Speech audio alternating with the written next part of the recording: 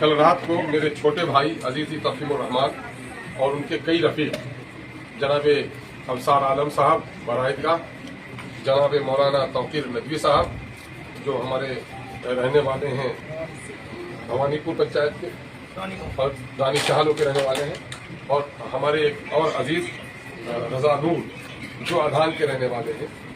ये सभी लोगों को कई जगह चाय पीने का प्रोग्राम था और वहाँ से अररिया जाने का प्रोग्राम था, और ये लोग जब अधान की तरफ गए तो इनके ऐसा लगा, मुझे भी कुछ लोगों ने फ़ोन किया कि आगे पीछे इनकी गाड़ियों ने घेरा और आगे चलकर ये लोग जब अररिया के रास्ते में जाने लगे तो कई गाड़ियों ने इनको घेर कर इन लोगों के साथ बदसलूकी की, गाली गलौज किया, और लगता है कि पुलिस वाले हों। इन लोगों की गाड़ी की पूरी तलाशी ली, रकम कोई नहीं मिली, मोबाइल छीना, बदतरीन और भद्दी भद्दी गालियां दी। और मुझे अंदेशा ये है कि शायद अफसार साहब ये लोग ना होते तो शायद तफहीम शायद आज हमारे दरमियान में नहीं होती। ये इन लोगों का इरादा, इस किस्म का इरादा था। मैं इस वक्त फरियादी बनकर आया हूं कि ये वो लोग हैं जो लोग बिरादरीवाद की तहरीक चला रहे हैं।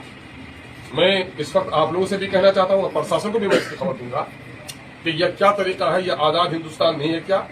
हम किसी गुलाम की ज़मीन में जी रहे हैं, किसी की गुलामी में जी रहे हैं कि हमारी जबान पर पाबंदी हो, हमारे आने जाने पर पाबंदी हो, किसी के घर जाने और ठहरने पर पाबंदी हो।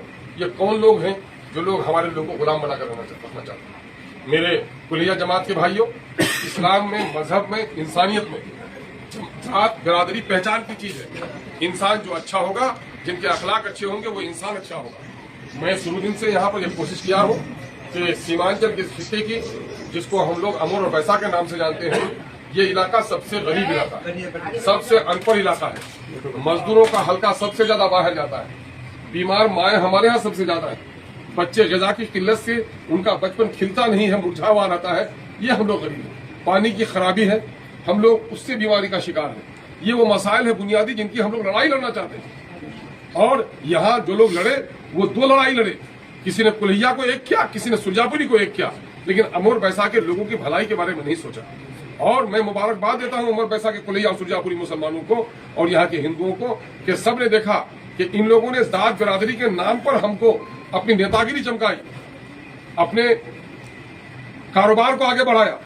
किसी ने गैस की एजेंसी ली, किसी ने बागात खरीदे, किसी ने जमीन खरीदी, किसी ने पेट्रोल पंप लगाया, लेकिन अमर बैसा के लोगों का भला न हो सका।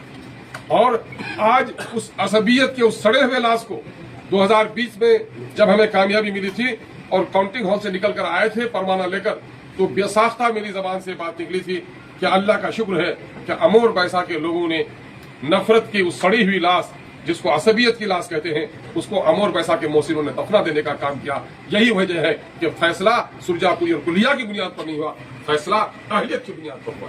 और अल्लाह का शुक्र है, इन 5 सालों के दरमियान में आपने देखा है कि हमने कभी कुलिया और सुरजापुरियत की नहीं, बल्कि आपने देखा है कि दलितों का झूठा पानी भी अस्तुल ईमान जब पी सकता है तो फिर अहले ईमान कुलिया और सुरजापुरी के दरमियान में नफरत की बीच कैसे हो सकता है? मेरे भाइयों, मेरी ये तहरीक मौका परस्तों को, इन इब्नुल वक्तों को, जात बिरादरी के नाम पर रोटी सेकने वालों को पसंद नहीं आई।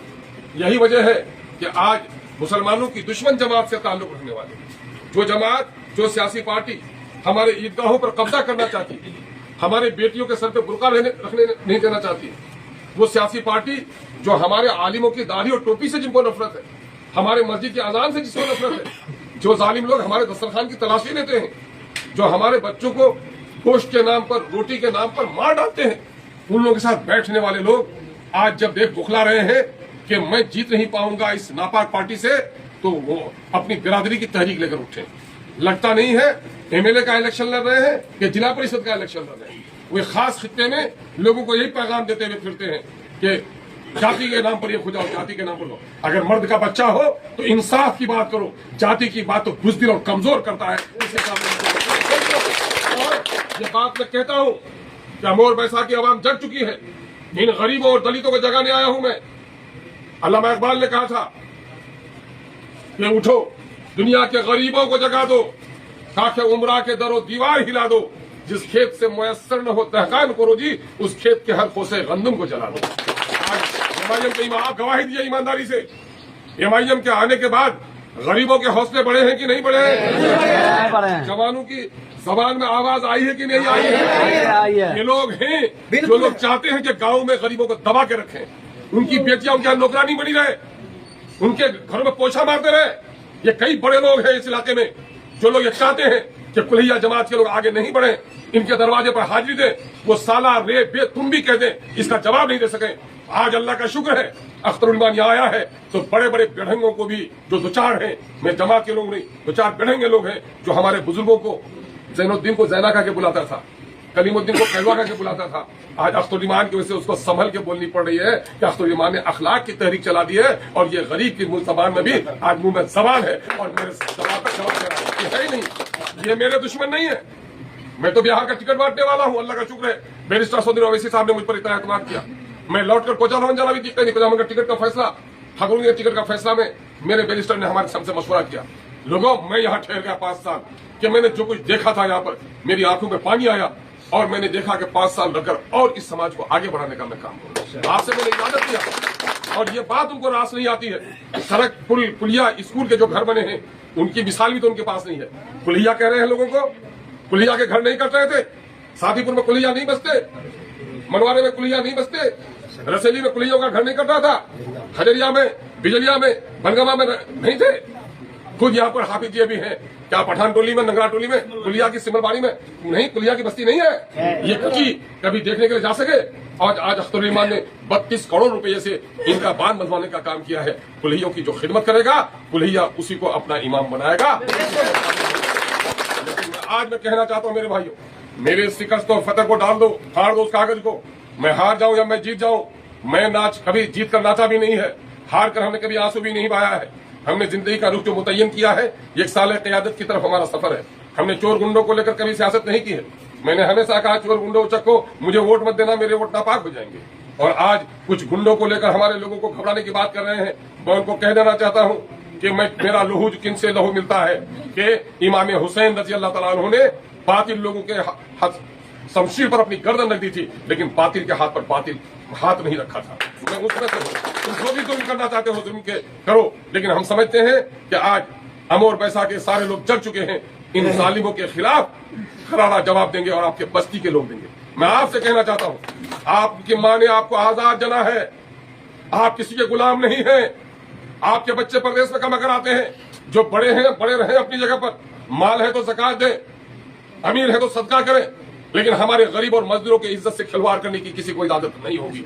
यह आवाज इस वक्त यही वजह है कि दुनिया में जब भी कोई साल है, जब भी कोई इंसाफ पसंद तहरीक उठती है, समाज का मजलूम तबका सबसे पहले आता है। उसको रोटी है, कपड़े हैं, उसके साथ जो इज्जत की जगह पर जिल्लत और रुसवाई का सलूक होता है, वो अपनी इज्जत की तलाश करता है। और आज ये जालिम इसी में से परेशान है कि इस इलाके के गरीबों ने अब अपने इंसाफ के राज को कायम करने का फैसला कर लिया है। यकीनन बेचैनी होगी, सूरज निकलेगा, चंगा डरंदा होगा, सच्चाई की बात होगी, दलाल परेशान होगा। मैं बार बार कहता हूं कि खटमल के दर से हम घर जलाने वाले नहीं हैं। चंद गुंडों की वजह से हम अमर बैसा के गरीबों की आवाज को उठाने में कभी समझौता नहीं करते। इसलिए मैं आपको कहता हूं भाईजान, आप डरिए मत। आपसे कोई बेउसूली काम नहीं होनी चाहिए, आपसे कोई बदजुबानी नहीं होनी चाहिए, लेकिन अगर आप वोट देना आपका दस्तूरी और आईनी हक है। इसके माने वो दस्तूर का दुश्मन है जो आपके वोट को जबरन लेना चाहता है। आप यह बात बताइए, क्या आप ये बात पसंद करते हैं? आप अगर कोई आ जाए आपके बाप का कातिल और आपको लड्डू खिलाए, खाएंगे आप? माँ का कातिल आ जाए, माँ को गालियां देने वाला सामने में आ जाए, क्या उससे हाथ मिलाएंगे आप? ये बात बताइए। मुझे अपने घर से ज्यादा भी अपने इबादत खाने पसंद है कि नहीं है? मुझे अपने जान से ज्यादा भी हमारी शरीयत पसंद है कि नहीं है? हम जान लड़ा के भी अपने कब्रिस्तानों की हिफाजत करते कि नहीं करते? तो आज हमारी कब्रिस्तानों पर कब्जा कौन करना चाहता है? ये मोदी की हुकूमत करना चाहती है कि नहीं करना चाहती है? हमारे खानकाहों पे ताला लगाने की तैयारी है कि नहीं है? हमारे आलिमों को जेल भेजा कि नहीं? हमारे आलिमों की दाढ़ी नचवाई कि नहीं? हमारे बेटियों के बुर्के को इन लोगों ने चाक किया कि नहीं किया?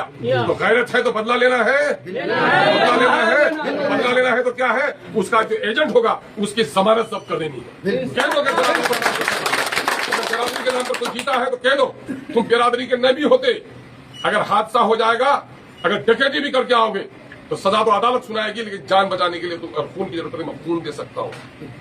भूखे हो तो रोटी खिला सकता हूँ, प्यासे हो तो शरबत पिला सकता हूँ, लेकिन ये वोट तो अल्लाह की अमानत है, कभी यह अमानत जालिमों के हाथ में नहीं दे सकता हूँ। यही पैगाम पहुंचाओ अपनी माओं तक, अपनी बेटियों तक, अपनी बहनों तक आज क्या वजह है? ये फिरका परस्त के आलाकार हैं, ये लोग मुनाफिकीन हैं, जो लोग आपको बज़ाहिर अपने नजर आते हैं लेकिन ये आपके नहीं है। या आपके कब्रिस्तानों में नजर आएंगे लेकिन आपके कब्रिस्तानों के दुश्मन है। या आपके मस्जिदों में आते हैं लेकिन मस्जिद तोड़वाने वालों के साथ बैठे हुए हैं। क्या ऐसे मुनाफिकों का साथ देंगे आप? साथ नहीं देंगे। बिरादरी के इस बदतरीन और सड़े हुए लाश को दफनाइए।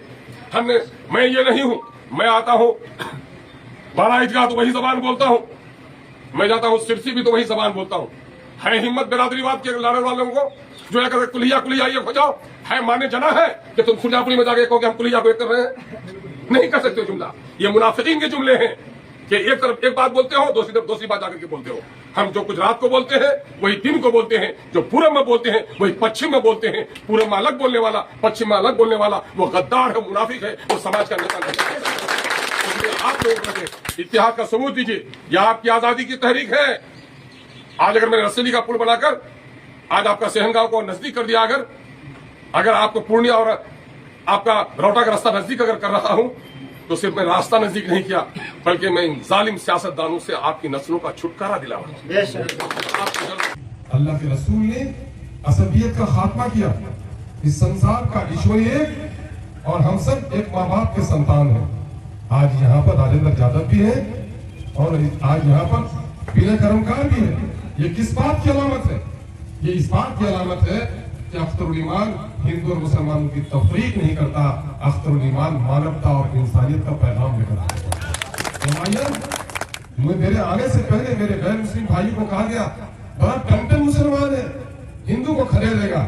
है कोई माई का लाल, है कोई माई का लाल बिना मेरे साथ बात कर खाए या रामू ऋषिदेव बैठ कर खाए। अख्तरुल ईमान तो कहता है तुम मेरे भाई हो, खुदा की कसम तुम नहीं पहचानते, मैं पहचानता हूँ कि तुम्हारे रगों में जो खून है उसी हवा और आदम का है जिसकी हम औलाद है। मेरे भाइयों, हम तो इस दीवार को मिटाने के लिए आए, इसलिए भाइयों आपको घबराने की जरूरत नहीं है। प्यारे आका सल्लल्लाहु अलैहि वसल्लम की हदीस मुबारका है। यहाँ हमारे कई आलिम दीन हैं, मुफ्ती नईमुद्दीन साहब हैं, मौलाना तौकीर साहब हैं, मौलाना शाहजहां साहब हैं, मौलाना असहाबुद्दीन साहब मुफ्ती साहब हैं। यहाँ पर ये सारे लोग की मौजूदगी में मैं गुफ्तगू कर रहा हूँ। प्यारे आका ने क्या सबक पढ़ाया? अल्लाह के रसूल ने कहा जिसका मफहूम है मदद करो अपने भाई की, चाहे जालिम हो या मजलूम। मफहूम समझाया हमारे आलिमों ने कि या भाई हम तो मजलूम का आंसू पूछेंगे, जख्मी होगा तो उसके जख्म पे मरहम लगाएंगे, लेकिन जालिम की क्या बात करेंगे? ताकि जालिम जिस हाथ से जुल्म कर रहा है उस बाजू को मरोड़ दो ताकि जुल्म से बाज आ जाए और कल जहन्नम से बचे। मेरे भाइयों, आपसे भी मैं कहता हूँ, आपके लिए भी मौका आया है कि मेरी भी मदद कीजिए। भाई जनाबे अब्दुल जलील मस्तान साहब की मदद कीजिए और सियासत की कुर्सी के खातिर गुमराह होने वाले भाई सवा जफर साहब की भी मदद कीजिए। भाई जनाबे अब्दुल जलील साहब की मदद इसलिए कीजिए कि जिस बोझ को उठा के ले जा रहे हो, जिस बोझ को उठाने के लिए आए हो, उस बोझ के उठाने की सकत नहीं है। अगर तुमको हम अपना राहबर बना देंगे तो लोगों की आवाज नहीं उठा सकोगे, लोगों की आवाज नहीं उठा सकोगे तो कल कयामत में जवाबदेही देनी पड़ेगी। इसलिए बेहतर यह है कि आराम करो, उनको आराम करने के लिए दे दीजिए। ये मदद है कि नहीं? उसके लिए क्या करना होगा? उनके जो चंद लोग हैं, कल हम एक जगह गुफ्तगू कर रहे थे कि बुरा लड़वानी चाचे वहां चौधरी नमक जबरती चारी ने उठा तो एक तो आदमी झगड़ गया अपने मुझसे। मैंने कहा भाई आपके बारे में तो कुछ नहीं बोलते भाई, ऐसा नहीं बोलना, आप अपना वोट मांगिए। भाई हम अपना तो वोट मांगेंगे, लेकिन जो पहले वोट लिया है उस बेचारे की भी मदद करनी है ना। तो छोड़ के रानी मतीन का क्यों लगे उनको? मैं कह रहा हूँ कि आज ईमानदारी से बोलिए, दिल पर हाथ रखकर, मस्तान साहब किसी महफिल में गुफ्तगू करने के लायक है नहीं। तो उस बेचारे की तबीयत में कभी देखा कि इलेक्शन लड़ेंगे ही हम? यही बयान है उनको, ये जबर कर रहे हैं। मुझे तो अंदेशा है कि मस्तान साहब से लोग खिलवाड़ करें, मुझे अंदेशा है कि खिलवाड़ करेंगे। इस वक्त उनका हिफाजत होनी चाहिए। लोग उनका जज्बाती तो इस्तेसाल करना चाह रहे हैं उनके नाम पर, उसको आराम की जरूरत है। और जहां तक हम इलेक्शन लड़ते हैं, ये देसी और परदेसी के नाम पर नहीं, सही कहा किसी ने, बात अगर आगे बढ़ेगी दूर तक जाएगी। अगर पूछें कि सोनिया गांधी कहां से आई, कांग्रेस से जवाब होगा कुछ तुम्हारे पास? अभी अभी कांग्रेस का हुक्का एक नौजवान पकड़ा है और वो देसी और विदेशी की बात करता है। है ना? तो उसको बोलो कि तुम्हारी जो नेत्री है प्रियंका गांधी कहां से लड़ने गई है, नैयर है कि ससुराल है वहां? तो उनके पास जवाब नहीं होगा। जो बात कल तक जो एमजे अकबर लड़े थे, तुमको होश नहीं था, उनका घर कहां था? ये कैसे ये लोग तोड़ने वाले लोग हैं, इनका जवाब देना पड़ेगा। दूसरी बात यह है कि घर का बेटा अगर मुझको उसकी 4 सूरतें याद है कुरान की और भतीजा हाफिज कुरान है, तो इमाम कौन होगा तरावी का? भतीजा होगा। आप जबरे कहेगा नहीं मेरा ही बेटा। बीमार जब पड़ता है तो मजहब तलाश करते हो, रंग तलाश करते हो, साथ बरादरी रखते हो, नहीं देखते हो। तो यहाँ तो अमोर वैसा की तामीर होनी है। देखो घरों की तामीर करते वक्त उसका मजहब न पूछो मिस्त्री क्या है, उसके हुनर को देखो कि घर कितना खूबसूरत है। बिरयानी पकाने के लिए निजामपुर और कानकी से बावर्ची आ जाए और अमोर वैसा के पुर और सड़कों को अख्तुल-ईमान बनाने के लिए आए तो पेट में अड़चन है। अक्सर हुआ ऐसा है कि जिस आंगन में कोई दुल्हन काली होती है तो कभी नहीं चाहती है कि मेरी जेठानी पूरी आए। वो चाहती है कि मैं तो काली हूँ और काली कुटकुट आए ताकि मुझसे ज्यादा मैं ही खूबसूरत बन गया हूँ, है ना? मामला ये है, ये निकम्मे लोग जिन लोगों ने पुल नहीं बनाए, जिन्होंने सड़कें नहीं बनाई, जिन्होंने स्कूल की लड़ाई नहीं लड़ी। मंजर सफी साहब हरियाणा के रिटायर्ड टीचर है, एजुकेशन का बहुत बड़ा काम करते हैं। वो अक्सर सवाल करते हैं कि साहब एक यहाँ पर गर्ल्स हाई स्कूल है ना अमोर में, प्रोजेक्ट हाई स्कूल, हर प्रखंड का मामला हुआ था। बताओ अमोर का तो हुआ, पैसा का प्रोजेक्ट हाई स्कूल कहाँ है? नहीं ला सका। और आज क्या है वहां पर? प्रोजेक्ट हाई स्कूल नहीं है, आंगनबाड़ी है। आंगनबाड़ी प्रोजेक्ट हाई स्कूल नहीं, वो आंगनबाड़ी ये आपका ये है क्या कहते हैं वो कस्तूरबा, प्रोजेक्ट हाई स्कूल नहीं है, कस्तूरबा एक अलग प्रोजेक्ट है। ये डूबा के रखा। नदियों के कटाव कल तक होते थे कि नहीं होते थे? कभी भी सैलाब के जमाने में यहाँ मैं समझता हूँ सादीपुर के लोग भी होंगे, मनवाने के भी होंगे, रसेली के भी होंगे लोग, हजरिया बिजरिया के भी होंगे, खारी के भी लोग होंगे, हमारे क्या कहते हैं सिरसी के चुनावाली के भी लोग होंगे, रंगरिया लंदोरी के भी लोग हैं। ये बात बताइए, सैलाब के जमाने में कभी कोई विधायक खैरियत पूछने गया था? और अख्तुल-ईमान आया तो नदियों के किनारे ही नहीं, तूफानों को अफसरों को लेकर मोटर बोट पर अपने इलाके का सर्वे कराया। और आज अल्लाह का शुक्र है कि आज एक बूढ़ा शख्स अब बोलता कि नहीं तो उससे पहले लाते कटावड़ी रहे। मैंने कहा यार मेरे आने के बाद नौजवान बोलने लगे हैं तेजी से, नदियां भी अगर तेज हो गई है तो समझ लो कि अख्तुल-ईमान के अंदर की भी तेजी हो सकती है। बोले इससे पहले कटावड़ी था। झूठ बोलते हैं लोग। मैं दावे के साथ कह सकता हूं अगर तरक्की का ख्वाब होता कांग्रेसियों के पास तो ये 5-7 बार के एमएलएशिप में लालू जी की हुकूमत में थे, वो समर्थन में, कांग्रेस की हुकूमत में समर्थन में थे। वक्त के चीफ मिनिस्टर को लाते और अपने घर पर के चीफ मिनिस्टर साहब मुझको मत दीजिए, वजीर मत बनाइए, मेरी माँ सिर्फ आपको देखना चाहती है। लेके आते, चाहे जगन्नाथ मिश्रा होते, चाहे लालू प्रसाद यादव होते, सिरसी आते और आप सिर्फ ये कहते मस्तान साहब कि देखिए मैं सिरसी का एमएलए हूँ, लोगों ने मुझे एमएलए बनाया है। देखिए इधर कनकी बहती है और उधर महानंदा बहती है। मैं किशनगंज जाता हूँ तो मुझे आज 40 किलोमीटर पर जाना पड़ता है ट्रेन के लिए।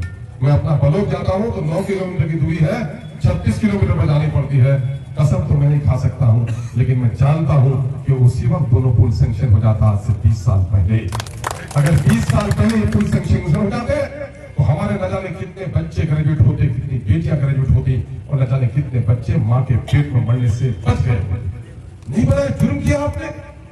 और आज 2013-14 में बुनियाद रखी गई खाली रसेली की और 2 साल के अंदर पुल बनकर तैयार हो जाना था और 2024 तक पुल नहीं बना। और इस दरमियान में आप एमएलए रहे, इस दरमियान में आप 18 महीने तक मिनिस्टर रहे। मिनिस्टर बनकर सरकार बनाएंगे, सरकार बनाने के लिए अगर कुछ काम जरूरी है तो बताइए मिनिस्टर बनाकर कौन सा काम आपने किया? बताइए कब कि मस्तान साहब मिनिस्टर बनने फला काम करेंगे? तो फिर ऐसे सरकारों के बनाने से क्या फायदा जब आवाम का काम नहीं होता है। मिनिस्टर बनकर मिनिस्टर सबका तो फायदा हुआ होगा, लेकिन अमोर वैसा के आवाम का कोई फायदा नहीं हो सका। पुल लटक रहा था, मैंने बैरिस्टर वैसी को उतारा पुल पर, रसेली लगे, खाली लगे। लोग कहते थे कि नेताजी को लाके बस्ती बस्ती घुमा रहा अख्तुल-ईमान। बैरिस्टर सुनील अवैसी जहां गए, नेशनल मीडिया चैनल्स ने उसको कवर किया और नतीजा ये हुआ कि सरकार पर दबाव बढ़ी। ये अल्लाह की करम फरमाई है कि बैरिस्टर सुनील जहां जहां गए ये तो दोनों अधूरे पुल थे